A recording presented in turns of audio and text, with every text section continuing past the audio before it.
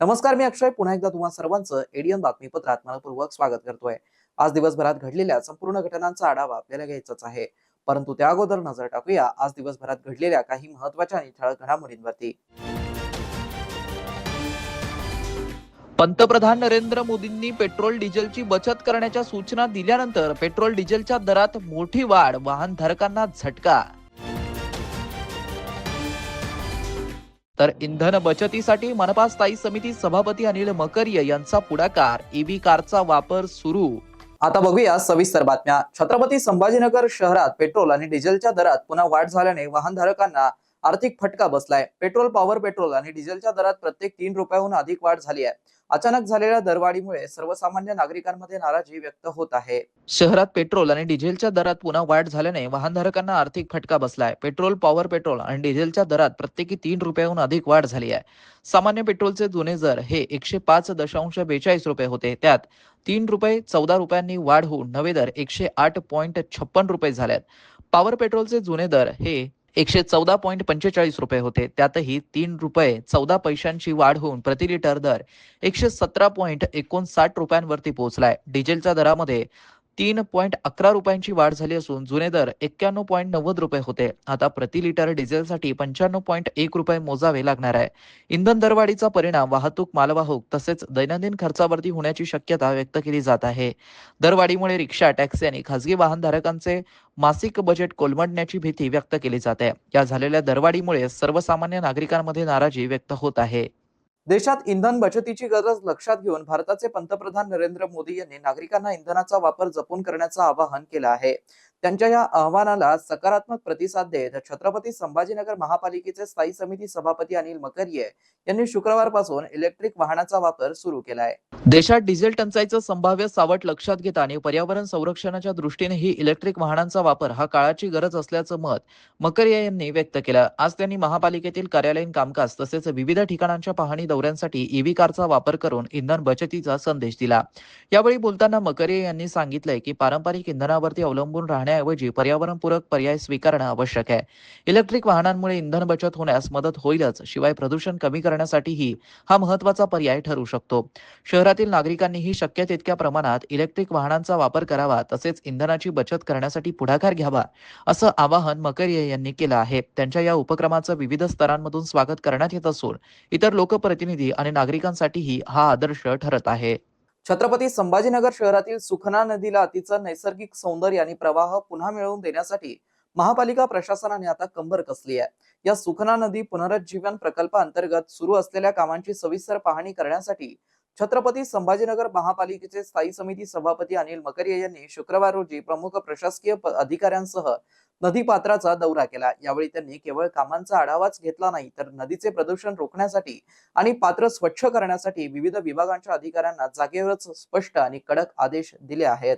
या पाहणी दरम्यान सभापती मकरिये यांनी अतिक्रमण हटाव विभागाचे प्रमुख संतोष वाहुळे यांना नदीपात्रात असलेली सर्व अतिक्रमणे तात्काळ निष्कासित करण्याचे निर्देश दिले, जेणेकरून नदीचा मूळ प्रवाह प्रवाही होण्यास मदत होईल। नदीत मिसळणाऱ्या दूषित पाण्याबाबत गांभीर्य व्यक्त करत त्यांनी ड्रेनेज विभागाचे कार्यकारी अभियंता आणि वॉर्ड क्रमांक 5-6च्या अभियंत्यांना आदेशित केलाय की नदीत प्रवाहित होणारे दुर्गंधीयुक्त पाणी तात्काळ बंद करण्यात यावं। जर नागरिकांकडून किंवा सोसायट्यांकडून सांडपाणी सोडलं जात असेल तर त्यांच्यावरती नियमानुसार कडक कारवाई करावी, अशा सूचना त्यांनी दिल्यात। विशेषतः औद्योगिक वसाहतीमधून जर रासायनिक किंवा दुर्गंधीयुक्त पाणी नदीत येत असल्याचं आढळलं तर संबंधित उद्योगांवरती सील ठोकण्याची कठोर कारवाई करण्याचे आदेशही त्यांनी यावेळी दिले। नदीचा परिसर निसर्गरम्य करण्यासाठी 5 जून रोजी जागतिक पर्यावरण दिनाचा औचित्य साधून नदीच्या दुतर्फा मोठ्या प्रमाणात वृक्षारोपण करण्याचं नियोजन मुख्य उद्यान अधिकारी विजय पाटील यांनी करावं, असं सभापतींनी सांगितलंय। त्याप्रमाणे नदीपात्रात कचरा टाकणाऱ्या नागरिकांवरती लक्ष ठेवण्यासाठी आणि त्यांच्यावरती दंडात्मक कारवाई करण्यासाठी उपायुक्त नंदकिशोर भोंबे आणि घनकचरा विभागाच्या अधिकाऱ्यांना विशेष दक्षता घेण्याचे निर्देश देण्यात आले आहेत. याबरोबरच नदीपात्रात अनधिकृतरित्या मोटर लावून पाणी चोरी होत आल्याचं सभापतींना पाहणी दरम्यान निदर्शनास आलं. शेतीसाठी पाणी चोरी करणाऱ्या शेतकऱ्याला नोटीस देऊन पाणी ओढण्याची मोटर जप्त करण्याचे आदेश देण्यात आले आहेत. या महत्त्वपूर्ण पाहणी दौऱ्याप्रसंगी नगरसेविका प्रियंका दीपक खोतकर, अर्चना संजय चौधरी आणि माजी नगरसेवक संजय चौधरी यांच्यासह झोन 5 व 6 चे सहाय्यक आयुक्त, उपअभियंता आणि महापालिकेचे इतर सर्व वरिष्ठ प्रशासकीय अधिकारी व कर्मचारी उपस्थित होते. या सर्वांच्या समन्वयाने सुखना नदी लवकरच पुनरुज्जीवित होऊन शहरासाठी एक नवीन ओळख निर्माण करेल असा विश्वास यावेळी व्यक्त करण्यात आला. यावेळी शहर अभियंता संजय कोंबळे, अतिरिक्त शहर अभियंता अनिल तनपुरे, उपायुक्त नंदकिशोर बोंबे, विजय पाटील, सहाय्यक आयुक्त झोन 5 प्राजक्ता वंजारी, वॉर्ड अभियंता मधुकर चौधरी आदींची उपस्थिती होती. कांदा उत्पादक शेतकऱ्यांच्या कांद्याला फक्त ₹1 किलो भाव मिळत असल्याने लासूर कृषी उत्पन्न बाजार समितीच्या गेटवरच शेतकऱ्यांनी ट्रॅक्टरवरती भर कांदा रस्त्यावरती फेकलाय. यावेळी आमचे प्रतिनिधी देव राजळे यांनी शेतकऱ्यांशी बातचीत केली आहे.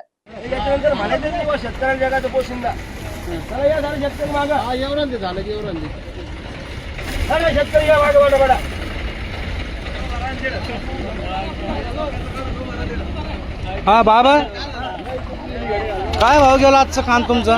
180 पासून 100 पर्यंत क्विंटल. अच्छा, कांदा बघा. मग तुम्ही हे कांदा का उभारून दिला इथं?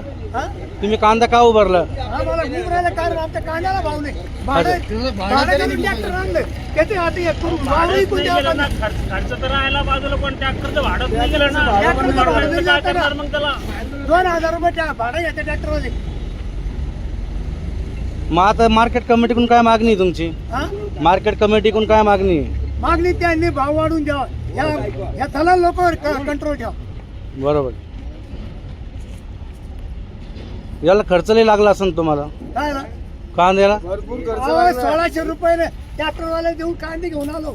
अच्छा. ट्रॅक्टरवाले गेला तो मला सोडी याला भरपूर खर्च आलेला आहे. मुद्दल सुद्धा निघले नाही. आणि कांद्याचं पाणी खत समजा कृष्ण अर्पण.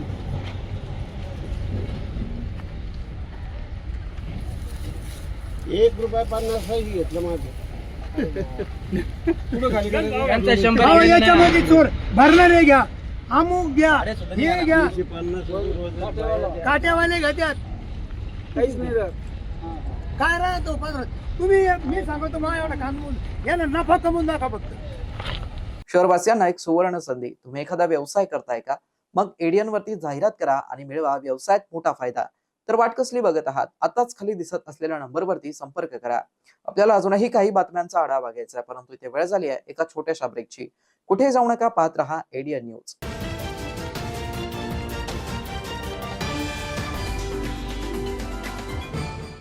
जिंकलो काय 500. लाईव्ह स्कीम अपडेट आहे केवळ 2500. तुम्ही सगळ्या मित्रांना हरवू शकता नेहमी. दाखव जरा. हे तर पक्के फ्रॉड आहे. हा गेम याचे सगळे मित्र खेळतात. 143K डाउनलोड आहे. हा कुठे फेमस आहे? भाऊ मला घेऊन द्या ना. अशा गेम पासून दूर राहा. ही एक नशा आहे. आज 2500ची आहे, उद्या 25,000ची लागेल. असेच तर फ्रॉडच्या जाळ्यात फसवतात. पण खरा गेम काही वेगळाच आहे. पैसे पण घेतील आणि कदाचित तुमच्या फोनचा एक्सेस पण. आणि मग तुम्हाला ब्लॅकमेल करतील. स्कॅमरच्या जुन्या पुराण्या पद्धतीमध्ये अडकून करू नका कोणतेही transaction. India stop, think and then take action. नमस्कार, मी अमोल येडगे, आयुक्त, छत्रपती संभाजीनगर महानगरपालिका. पूर्ण देशभरामध्ये 2026-2027 या वर्षामध्ये आपली 16वी जनगणना केली जाणार आहे. या जनगणनेचं वैशिष्ट्य म्हणजे ही पूर्णपणे डिजिटल जनगणना राहणार आहे. 16 मे ते 14 जून या कालावधीमध्ये आपण आपल्या छत्रपती संभाजीनगर महापालिकेचे जे एकूण 2058 हाऊस लिस्टिंग ब्लॉक म्हणजे घरगणना यादी गट केलेले आहेत. या ठिकाणी 2058 प्रगणक आणि 343 पर्यवेक्षक घरोघरी जाऊन घरगणनेचं काम सुरू करणार आहेत. आणि त्याच्यापूर्वी 1 मे ते 15 मे या कालावधीमध्ये आपल्याला आपली स्वगणना सेल्फ इन्युमरेशन आपलं करता येणार आहे. माझं सर्व छत्रपती संभाजीनगर रहिवाशांना नम्र आव्हान आहे की या स्वगणनेमध्ये आपण सहभागी व्हावं. स्वगणनेमध्ये सहभागी होण्यासाठी एकदम सिंपल प्रोसिजर आहे.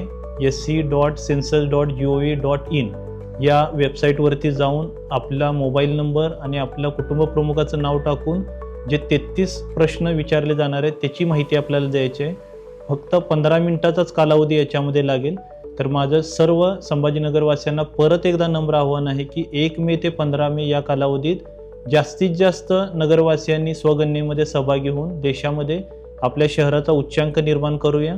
आणि त्यानंतर 16 मे ते 14 जून या कालावधीमध्ये जेव्हा प्रगणक आपल्या घरी येतील तेव्हा हा स्वगणनेचा जो ID आहे तो आपण त्यांना दाखवून यामध्ये आपण त्यांना सहकार्य करावे.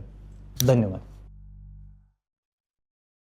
वालेकुम, जय भीम, नमस्कार। मैं तमाम शहरवासियों को ये गुजारिश करने के लिए आया हूँ कि आने वाली 1 मई से लेकर 15 मई तक स्वगणना जो है तो जिसकी शुरुआत होने वाली है वो जनगणना का ही हिस्सा है। स्वगणना का मतलब ये है कि डिजिटली आप आपकी जो है तो पूरी फैमिली का आपके मोबाइल नंबर के जरिए जो है तो रजिस्ट्रेशन करवा के ले सकते हैं। उसके अंदर 33 अलग अलग पॉइंट्स हैं, उनको फिल करके आप आपकी जनगणना कंप्लीट कर सकते हैं। और जब आपकी जनगणना कंप्लीट वो आपकी फिलिंग कंप्लीट हो जाए तो आप जो है तो उसका स्क्रीनशॉट लेकर रख लीजिएगा, उसको सेव करके रख लीजिएगा। और वहीं पर जब 16 मई से लेकर 14 जून के दरमियान में म्युनिसिपल कॉर्पोरेशन के अधिकारी आपके पास आपकी जनगणना के लिए आपके डोर स्टेप तक आएंगे तो उनको आपको वो स्क्रीनशॉट दिखा देना है और उस स्क्रीनशॉट दिखाकर जो है तो आप आपकी जनगणना कंप्लीट कर सकते हैं। मैं तमाम शहरियों से ये अपील कर रहा हूँ कि इस जनगणना के अंदर बढ़ चढ़कर हिस्सा दीजिएगा और हमारे देश का गौरव बढ़ाइएगा। आपका जो है तो आइडेंटिटी जो है तो उसको फुलफिल करिएगा। जनगणना की जो पोर्टल के ऊपर जो आने वाला है वो se.census.government.in ये वेबसाइट के ऊपर जाकर 1 मई से 15 मई के बीच में आप आपका स्वगणना कर सकते हैं। Thank you very much. जज़ाकल्लाह। गोविंद परशुराम केंद्रे, सभागृह नेता, छत्रपती संभाजीनगर महानगरपालिका। 1 मे ते 15 मेच्या दरम्यान आपल्या देशामध्ये स्वजनगणना चालू आहे. ही डिजिटली करता येते. आपण स्वतः आपली जनगणना आपल्या डिजिटली करून आपल्याकडे आलेल्या सरकारी प्रगणकाच्या माध्यमातून ती त्यांना आपल्याला वेळेवर सुपूर्द करता येते, त्यांच्याकडे देता येते. आणि ज्या माध्यमातून आपण जनगणना केल्याच्या नंतर आपला सर्वांगीण विकास करण्यासाठी आपल्याला ती जनगणना अतिशय महत्त्वाची असते. म्हणून आपणा सर्वांना विनंती करतो की आपण जनगणनेच्या या राष्ट्रीय कामामध्ये आमच्या येणाऱ्या प्रगणकाला आपण मदत करावी, एवढी या ठिकाणी आपल्याला विनंती करतो आणि थांबतो. धन्यवाद. नमस्कार, मी अनिल श्रीकिशन मकरिये, स्थायी समिती सभापती, छत्रपती संभाजीनगर महानगरपालिका याद्वारे शहरात सर्व नागरिकांना विनंती करतो की केंद्र शासनाने दिनांक 1 मे ते 15 मे दरम्यान जनगणना मोहीम छत्रपती संभाजीनगर शहरात राबविण्यात येणार आहे. नागरिकांना सदर मोहीम सहभाग व्हावे. हे धन्यवाद. आपली भारताची जनगणना सुरू झालेली आहे. माननीय पंतप्रधान श्री नरेंद्रजी मोदी यांनी या देशामध्ये सर्वप्रथम डिजिटल स्वगणना सुरू केलेली आहे. ती स्वगणना दिनांक 1 मे ते 15 मे पर्यंत आपल्याला ऑनलाईन पद्धतीनं करता येते. ही स्वगणना केल्यानंतर आपल्याला एक EC-ID सुद्धा मिळतो.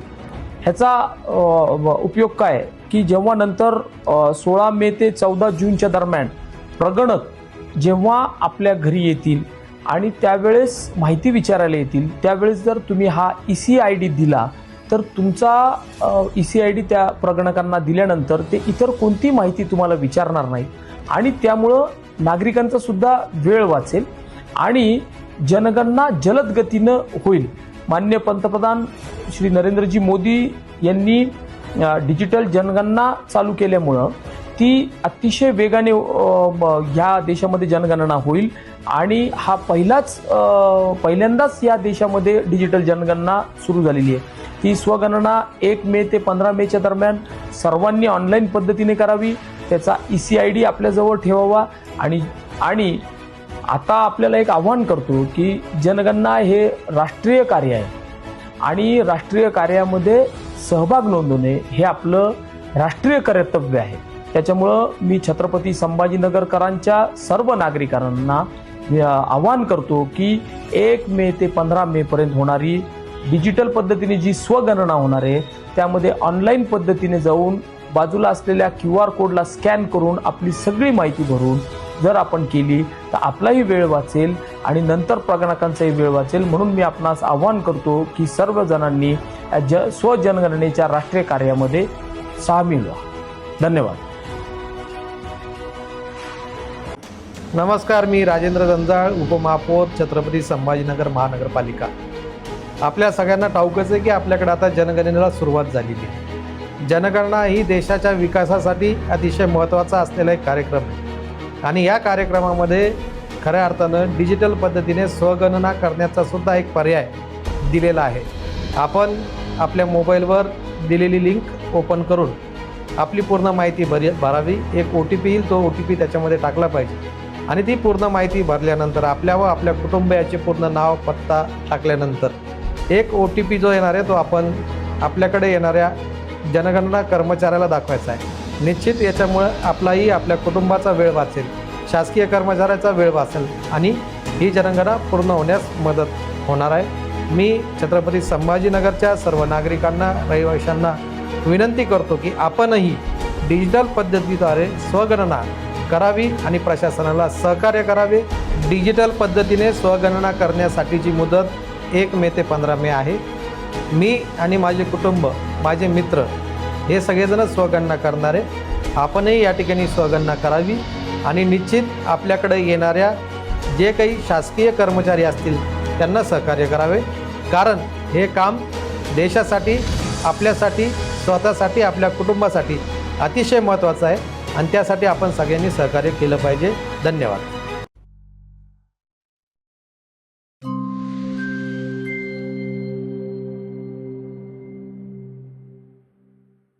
नमस्कार. भारतात 2027 ची जनगणना लवकरच सुरू होणार आहे. ही जनगणना विशेष आहे कारण ती डिजिटल साधनांचा वापर करून केली जाणार आहे. पहिल्या टप्प्यात म्हणजेच घर यादी व घरगणना कार्यात प्रत्येक घराची यादी तयार करून कुटुंबांची मोजणी केली जाईल आणि दुसऱ्या टप्प्यात लोकसंख्येची गणना केली जाईल. आधी पहिल्या टप्प्याविषयी बोलूया. या टप्प्यात नियुक्त केलेले प्रगणक घरांना भेटी देऊन घरांबद्दल माहिती गोळा करतील. परंतु ही प्रक्रिया स्वगणना पोर्टलद्वारे देखील पूर्ण केली जाऊ शकते. कुटुंब प्रमुख किंवा त्यांच्या वतीने कुटुंबातील कोणताही सदस्य पोर्टलला भेट देऊन आपल्या घराचे आणि संबंधित उपलब्ध सोयी सुविधांविषयीचे तपशील भरू शकतो. कृपया नोंद घ्यावी. एक कुटुंब फक्त एकाच मोबाईल नंबरचा वापर करून लॉग इन करू शकते आणि ही नोंद कुटुंब प्रमुखाच्या वतीनेच केली गेली पाहिजे. एकदा मोबाईल नंबरची स्वगणनेसाठी नोंदणी झाल्यावर तो नंबर दुसऱ्या कुटुंबासाठी वापरता येणार नाही. कुटुंब प्रमुखाचं नाव बदलता येणार नाही. लोकांनी स्वगणना केल्यास गणना प्रक्रिया अधिक सोपी आणि जलद होईल. हा याचा मुख्य फायदा आहे. स्वगणना ही एक विशेष सुविधा आहे. ती त्या विशिष्ट राज्यात किंवा केंद्रशासित प्रदेशात घर यादी कार्य सुरू होण्याच्या 15 दिवस आधी उपलब्ध करून दिली जाईल. HLOच्या प्रक्रियेदरम्यान प्रत्येक रहिवाशाला एकूण अधिसूचित 33 प्रश्न विचारले जातील. महाराष्ट्रातील स्वगणनेचा काळ हा 1 मे ते 15 मे आहे. तसेच HLO प्रक्रियेचा काळ हा 16 मे ते 14 जून आहे. स्वगणना पोर्टलवर तपशील कसा भरावा? सर्वप्रथम SE पोर्टल उघडा. त्यानंतर आपलं राज्य किंवा केंद्रशासित प्रदेश निवडा आणि स्क्रीनवर दिसणारा कॅप्चा भरा. त्यानंतर स्वागत स्क्रीन आपल्याला पुढील टप्प्यांवर मार्गदर्शन करेल. कुटुंब प्रमुख, उदाहरणार्थ समजा इथे सुशीला देवी आपलं नाव आणि मोबाईल नंबर नोंदवतात. आता तुमची सोयीची भाषा निवडा. त्यानंतर OTP द्वारे पडताळणी केली जाते. ही संपूर्ण प्रक्रिया सुरक्षित आणि अतिशय सोपी आहे. जिल्हा आणि सर्वात जवळचं महत्त्वाचं ठिकाण निवडणं गरजेचं आहे. तुम्ही शोधलेलं महत्त्वाचं स्थान दर्शवणारा एक मार्कर नकाशावर दिसेल. आता तो मार्कर तुमच्या घराच्या जागेवर ओढा. त्यानंतर जतन करा आणि पुढे जा वर क्लिक करा. यानंतर HLO प्रश्नावलीचं पान उघडेल. बहुतेक प्रश्न पर्यायांवर आधारित असतील. नावं लिहिण्यासाठी एक ध्वनी उच्चारण आणि आभासी कीबोर्ड देखील असेल. वारंवार विचारले जाणारे प्रश्न म्हणजेच FAQ आणि विशेष सूचना कोणत्याही शंकेचं त्वरित स्पष्टीकरण देतील. जर कोणताही प्रश्न किंवा माहिती अपूर्ण राहिली असेल तर तांत्रिक दृष्ट्या तुम्हाला लगेच सूचित केलं जाईल. सर्व तपशील भरल्यानंतर ते काळजीपूर्वक तपासून बघावेत. आवश्यक वाटल्यास तुम्ही त्यात सुधारणा करू शकता. तपशील जतन करा किंवा शेवटी सबमिट करा. सबमिशन झाल्यानंतर एच नी सुरू होणारा 11 अंकी SEID म्हणजेच स्वगणना क्रमांक स्क्रीनवर दिसेल. तो तुम्हाला SMS द्वारे सुद्धा मिळेल. जेव्हा प्रगणक तुमच्या घरी भेट देतील तेव्हा त्यांना हा SEID क्रमांक दाखवावा. तुम्ही दिलेली अचूक माहिती केवळ आपल्या देशाला सशक्त करत नाही तर त्याचं खरं चित्रही सादर करते. म्हणून सहभागी व्हा आणि आपलं सहकार्य द्या. आपली जनगणना आपला विकास. 10,000च्या फ्री व्हाउचरसाठी क्लिक करू. फसलात मॅडम, फसलात. तुम्ही कोण? फ्री कुपन देणारा स्कॅमर. इथे आपण आपल्या सुंदर हाताने लिंकवर टॅप केलं आणि तिथेच मी तुमचा पूर्ण मोबाईल हॅक केला. हॅक? पासवर्ड हॅक, फोटोज मोब, OTP चोरी, AI यूज करून त्यावाल्या साइट्सवर अपलोडिंग. हे सगळं? ओहो, कोणी दुसऱ्यांनी पॉपअप दाबले. मी चाललो. मॅडम, स्कॅमर सांगून नाहीयेत, पण अननोन लिंकवर क्लिक केल्याने आपल्याला सायबर बुलिंग आणि सेक्स टॉर्शनचे शिकार बनवले जाते. सायबर क्राईम पासून वाचायचे आहे तर थांबा, विचार करा आणि ऍक्शन घ्या.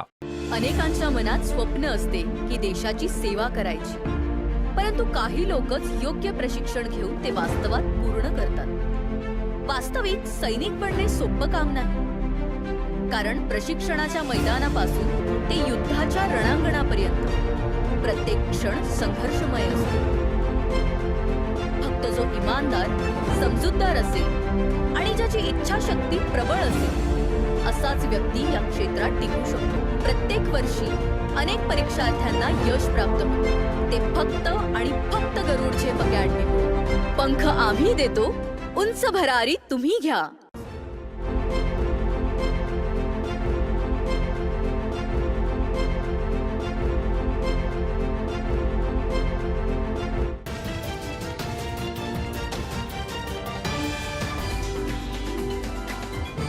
नमस्कार. ब्रेकनंतर पुन्हा एकदा स्वागत. आपण बघत आहात एडियन बातमीपत्र. कॉर्पोरेट धर्मांतर प्रकरणातील आरोपी निदा खान हिला लपवल्या प्रकरणी आरोपी नगरसेवक मतीन आणि माजी खासदार इम्तियाज जलील यांच्यावरती SIT मार्फत चौकशी करून कारवाई करण्यात यावी अशी मागणी पालकमंत्री संजय शिरसाट यांनी निवेदनाद्वारे मुख्यमंत्री यांच्याकडे केली. त्यानंतर त्यांनी माध्यमांशी बोलताना या मागणीबाबत दुजोरा दिला आहे. असं काही नाहीये. काल मी माननीय मुख्यमंत्री देवेंद्र फडणवीस साहेबांना भेटलो. कॅबिनेटच्या बैठक सुरू होण्यापूर्वी भेटलो आणि त्यांना या प्रकरणाचं गांभीर्य त्यांना सुद्धा माहिती आहे. म्हणून मी त्यांच्याकडे एक पत्र दिलं की मला साहेब SITची चौकशी या ठिकाणी नेमणं गरजेचं आहे. आणि त्यांनी तातडीने सांगितलं की होय, SITची चौकशी केली जाईल, SITच्या मार्फतच चौकशी केली जाईल. आणि म्हणून त्याच्यावर आता सरकारसुद्धा ॲक्शन मोडवर आहे. सरकार त्यांच्यातर्फे जे काही पोलिसांना निर्देश द्यायचे ते दिलेले आहेत. म्हणून हे निधा प्रकरण हे मोठ्या प्रमाणात त्याचा तपासही होईल आणि महाराष्ट्रामध्ये असे किती ठिकाणी असं प्रकरण घडलंय याची सुद्धा चौकशी होईल. एकीकडे MIM त्या मतींचं जोरदार समर्थन करते, निदा खानचे समर्थन करते, पोलीस त्या मतींना शोधण्याचा प्रयत्न करताय, सापडत नाहीये. कुणी अटक आहे म्हणतात, कुणी फरार आहे म्हणतात. कुठे आहे मतीन? मतीन कुठे आहे हे नाशिकचे पोलीस आयुक्त कर्णिक हे सांगू शकतील. त्याची कारवाई जी त्यांची चाललेली ते अत्यंत चांगली पद्धतीने चालू आहे. त्यांना नोटीसही दिली होती. आताही माझी माहितीप्रमाणे 2 दिवसापूर्वी काही पोलीस पुन्हा मतीनच्या घरी किंवा त्या साईडला येऊन गेलेले आहेत, परंतु मतीन त्यांना तिथे भेटला नाही अशी काही एकंदरीत माहिती आहे. परंतु अखेरला नाशिक पोलिसांचा पूर्ण त्यांच्यावर कंट्रोल आहे आणि त्या संदर्भामध्ये खुलासे फक्त तेच करू शकतील. छत्रपती संभाजीनगर जिल्ह्यात मोठ्या प्रमाणावरती औद्योगिक गुंतवणूक वाढत आहे. ही गुंतवणूक वाढत असताना जिल्ह्यातील कायदा सुव्यवस्था चांगला राखून जिल्ह्यातील वातावरण सौहार्दपूर्ण राखणं ही आपली सर्वांची जबाबदारी आहे.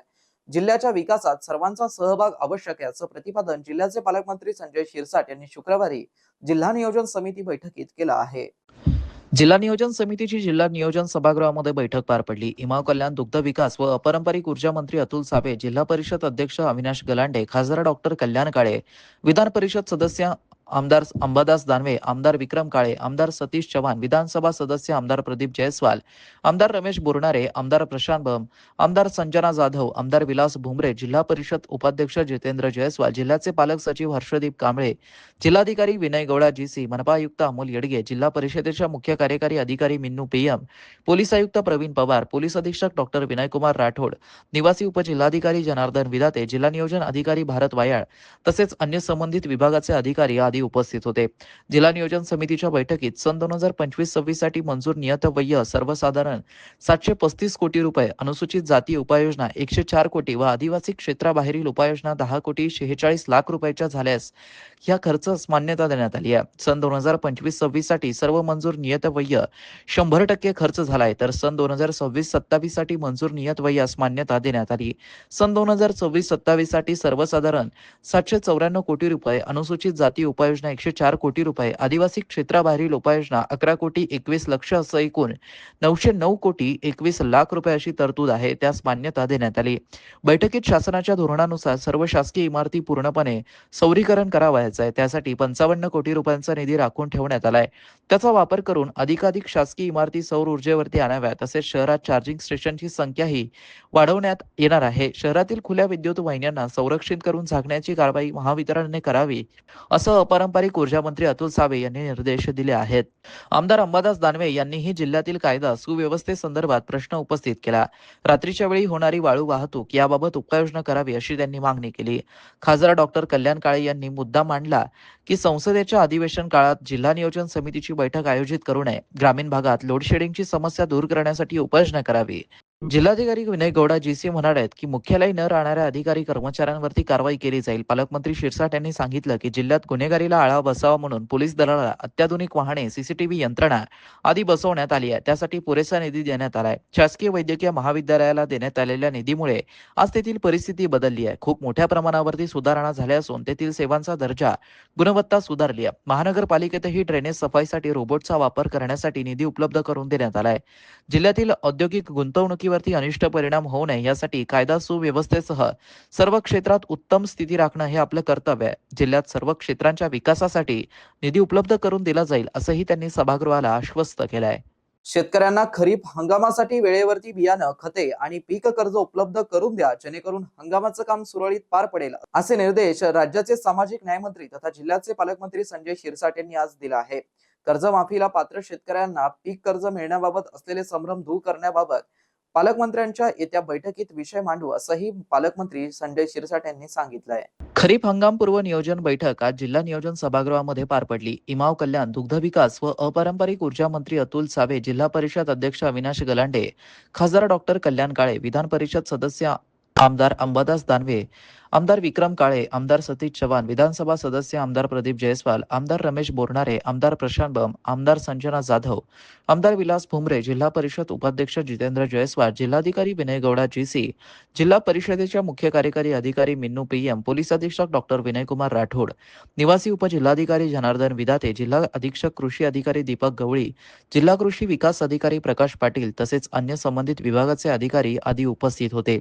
जिल्ह्याच्या खरीप हंगामांचं नियोजन जिल्हा अधीक्षक कृषी अधिकारी दीपक गवळी यांनी सादर केलं.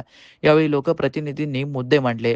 पीकनिहाय बियाणे मागणी याप्रमाणे मका 3,09,845 क्विंटल, तर तूर ही 2,877 क्विंटल, मूग 402 क्विंटल, उडीद 203, कापूस 7,711 क्विंटल म्हणजेच 17,13,000 पाकिटे, सोयाबीन बियाणे 25,738 क्विंटल इतकी मागणी आहे.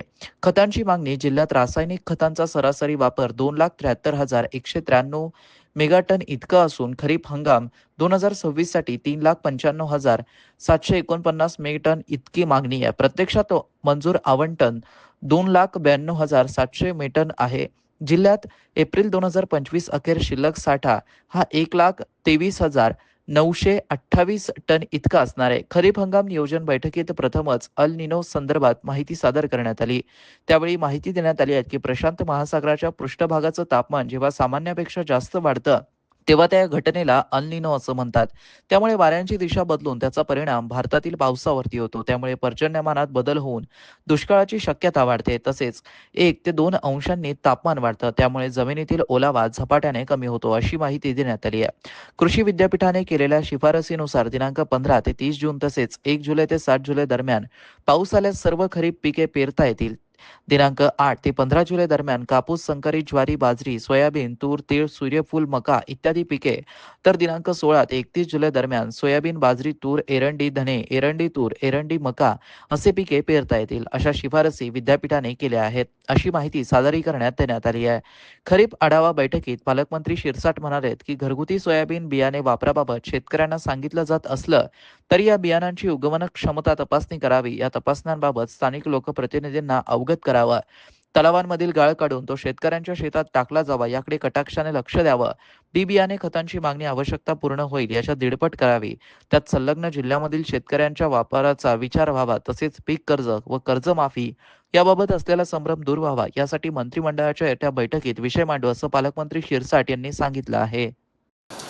हे पाऊस कधी येईल, कमी येईल, जास्त येईल, याच्यापेक्षा महत्वाचा जो काही काल निर्णय झालेला आहे कॅबिनेटमध्ये, त्याची खऱ्या अर्थानं खालच्या स्तरावर अंमलबजावणी झाली पाहिजे. त्याच्यात काय झालेलं आहे, यावर्षी ह्या सगळ्या सायक्लोनमुळे पाऊस कमी पडण्याचा अंदाज दाखवला. आम्ही काल हे मुख्यमंत्री साहेबांनी, उपमुख्यमंत्री साहेबांनी एक निर्णय त्या ठिकाणी घेतलेला आहे की गाळ काढायचा, गाळ जो काढायचा तलावातला गाळ काढून तो शेतकऱ्याला द्यायचा. तुम्ही हे महत्वाचा विषय हा सगळीकडे आता जे तुम्हाला 1 महिना आज तुमच्याकडे आहे, आपण गाळ काढायला पैसे देतोय, आपण डिझेलसाठी पैसे देतो का? आपण देतोय, परंतु ते शेतकऱ्याच्या शेतामध्ये गेला पाहिजे यासाठी सुद्धा सरकारने धोरण घेतलेलं आहे आणि त्याच्यासाठी सुद्धा मान्यता दिलेली आहे आणि त्या पद्धतीने आपण आपल्याला काम करायचं. जिल्हाधिकारी विनय गौडा GC शनिवार दिनांक 16 रोजी सकाळी 8 ते 40 मिनिटाला आकाशवाणी छत्रपती संभाजीनगर केंद्रावरती जनगणना या विषयावरती एक मुलाखतीद्वारे माहिती देणार आहेत. त्यांच्याशी या विषयावरती जिल्हा माहिती अधिकारी डॉक्टर मिलिंद दुसाने यांनी बातचीत केली आहे.